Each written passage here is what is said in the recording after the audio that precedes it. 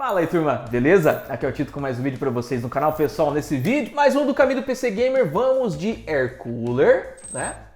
Ou Water Cooler, ou mesmo ventoinhas. O que observar, o que realmente pode vir a ser importante e interessar vocês aí na hora da compra. E a gente vai conversar sobre isso aí nesse vídeo. Ó, a última aqui, ventoinhas, né? Sugerindo então kits ou mesmo ventoinhas avulsas para a gente entender um pouquinho de fluxo de ar e o que você pode vir a precisar dependendo do seu computador aí. Deixa o seu like, se inscreve no canal, ativa o sininho e todos esses bons produtos que eu vou recomendar, que eu já testei, que eu sei que vai ficar bom para vocês, eu vou deixar no link na descrição. E se vocês comprarem pelo link, vocês ajudam diretamente o meu trabalho aqui no nosso canal a continuar, tá bom? Só um recadinho rápido antes da gente começar por aqui. Se você ainda não tem o seu antivírus Kaspersky, saiba que nós temos parceria com eles e é simplesmente a melhor solução antivírus do planeta. Nesse momento, nessa altura do campeonato, é muito importante que você fique protegido. Então, em todos os nossos vídeos, na descrição tem o link para compra e o cupom de desconto que vai ajudar bastante assim, um descontão bem violento para vocês aí. É muito importante que vocês fiquem protegidos. Lembrando que eles têm 3 versões. A versão mais básica, ela literalmente te protege com tudo que você precisar. Então, se tiver algum arquivo malicioso, ele vai detectar, vai deletar, vai, enfim, fazer de tudo. Você vai ser protegido se você vier a baixar alguma coisa do seu e-mail também, todo esse tipo de coisa.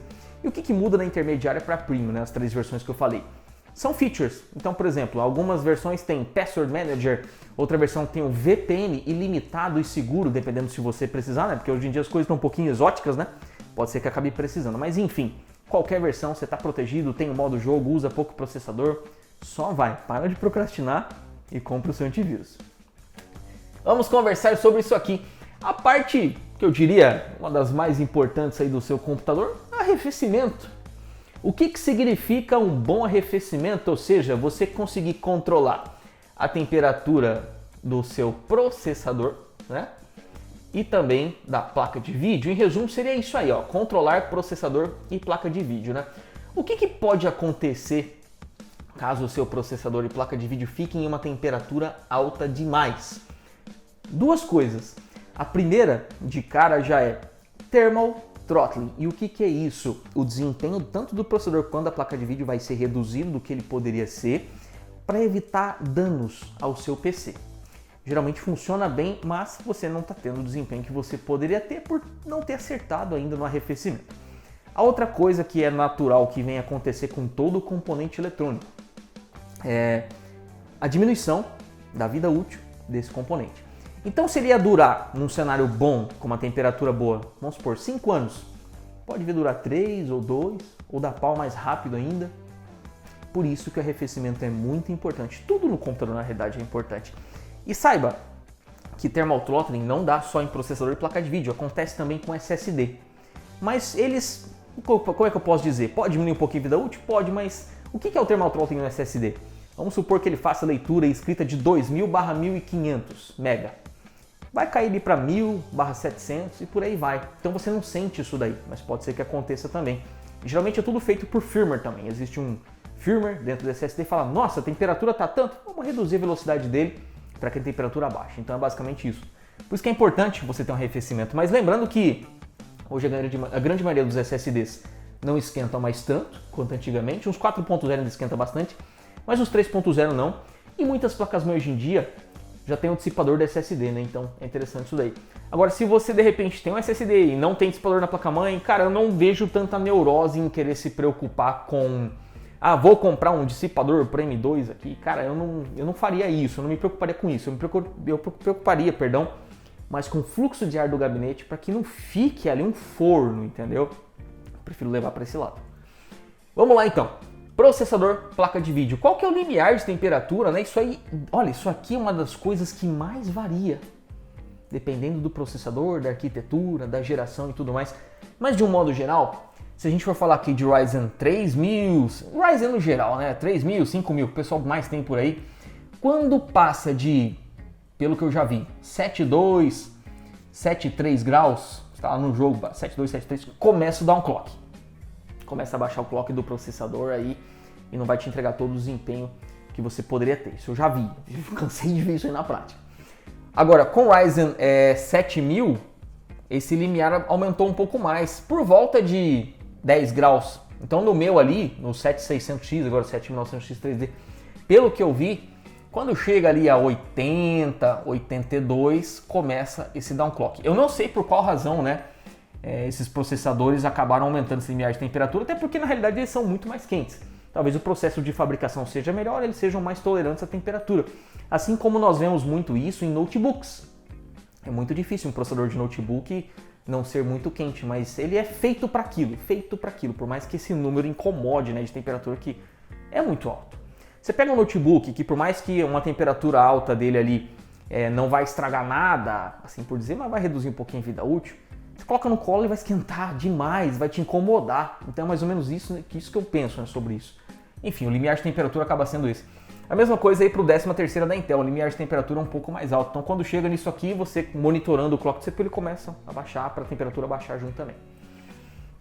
Placa de vídeo, algumas placas de vídeo começam a fazer isso daí a partir de 75 graus, outras talvez um pouco menos, algumas só depois de 80 graus, mas isso aqui é uma temperatura muito alta hein, de modo geral. Uma temperatura que eu gostaria de recomendar para vocês, Ryzen 3000, 5000 e tudo mais, é ter algo entre 60 e 70 jogando, considerando 70 como um pico. Né? Placa de vídeo é a mesma coisa, mas tem placas de vídeo que simplesmente isso é impossível. Simplesmente não tem o que fazer. Às vezes você pega uma topo de linha, projeto gigante, placa monstro e vai bater temperatura acima de 70 dando risada. Então depende muito do projeto. Então não adianta ficar tão neurótico com isso. O melhor que a gente pode fazer é combinar as melhores peças possíveis no nosso gabinete, no nosso sistema, para que, independente das características de trabalho desses componentes, você consiga ter o melhor. Esse é o ponto de vista. Vamos começar falando sobre air cooler. Nós temos aí os modelos de air cooler mais tradicionais, que são os torrezinha. Tem torrezinha com uma ventoinha só, tem torrezinha com duas ventoinhas, que é o famoso push and pull. Uma das ventoinhas puxa o ar, né, dessa maneira aqui basicamente, enquanto a outra ventoinha empurra esse ar ali para o outro lado, né?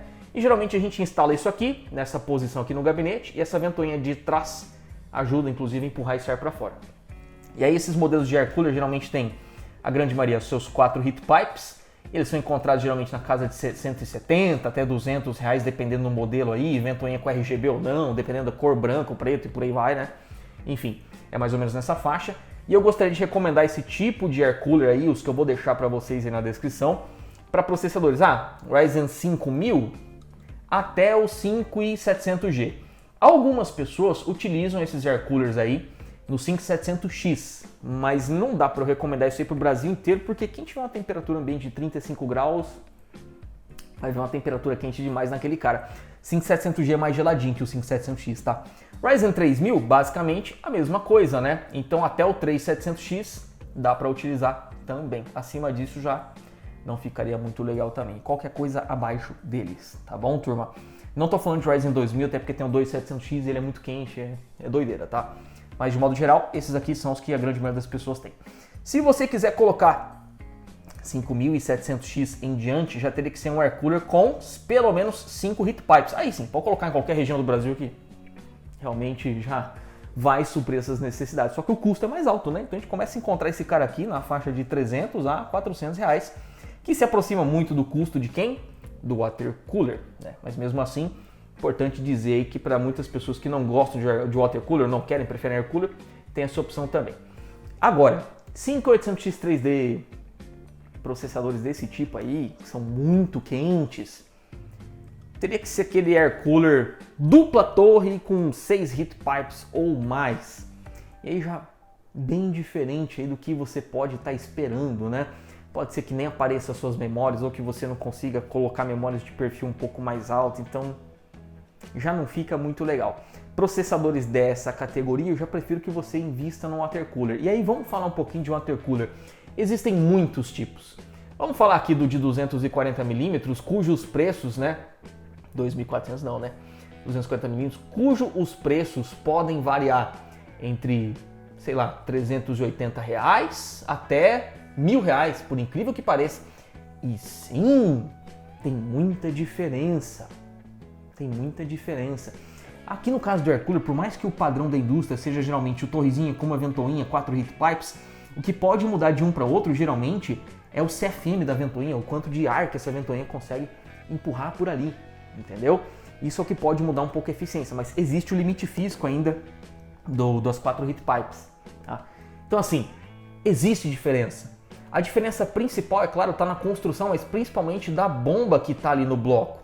A capacidade que ela vai ter em fazer ali o líquido de arrefecimento circular por todo o sistema. E aí que começa a dar uma diferença grande de temperatura. Quem nunca ouviu casos de water cooler de 360 mm que custa 400, 500 reais, apanhar para 240 mm de topo de linha de 800, 900 reais? Isso acontece porque a qualidade de construção é ruim, também deixa de ser confiável. Então assim, cuidado nessa parte da escolha do water cooler. Tem que ser um bom, dependendo do processador que você vai utilizar, mas tem que ser de marca de qualquer forma, para que você tenha um produto confiável no seu PC. Então vamos lá. Vamos considerar aqui um water cooler bom de 240 mm, tá? Mas ainda sendo um pouco em custo-benefício, ele vai estar custando na casa de 400 a 500 reais, um bom aí, né? Legalzinho aí. E que tipo de processador vocês conseguem usar? Vocês conseguem usar como limite um 5700X e o 13600K. E qualquer coisa abaixo deles. Se você saltar para o 240 ali, que vai estar na faixa de 800 até uns R$1.000, aí você pode fazer mais coisas. Você pode estar utilizando até um 5800X 3D e também qual que seria o outro? O 5900X, exatamente, 5900X. Da parte dos Intel, quando a gente fala em i7 e 9, aí já é outra coisa, assim como os AMD já seria um 280mm ou 360 de qualidade, para você poder considerar o i7, i9 e também 5950X e Ryzen 7000 e por aí vai indo. Então é isso que de melhor a gente pode fazer para tentar ter o melhor arrefecimento possível. No vídeo de gabinete eu sugeri os gabinetes, né, para esses casos. Então se você chegou aqui só nesse vídeo do water cooler, air cooler e tudo mais, assista o vídeo de gabinete que é muito importante. E por fim, isso eu deixo no card, tá? Por fim, falando de ventoinhas, o que muda de um kit para outro? Cara, isso aí é muito complicado. É uma coisa que não adianta você economizar também.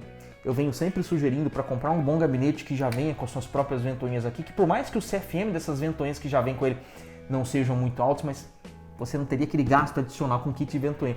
Porque um kit bom de ventoinha, ele vai estar na faixa de R$220 até os R$300. E o que significa isso?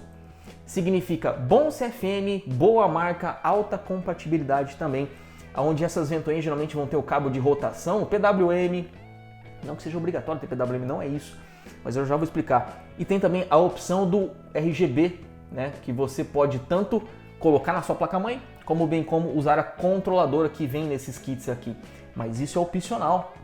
E aí que eu estava falando sobre PWM é o seguinte, tem kits de ventoinha mais barato que você compra, que eles têm a controladora proprietária deles, esses mais baratos, os chineses, infelizmente, que se isso aqui queimar, você perde não só a luz, mas você perde a rotação também.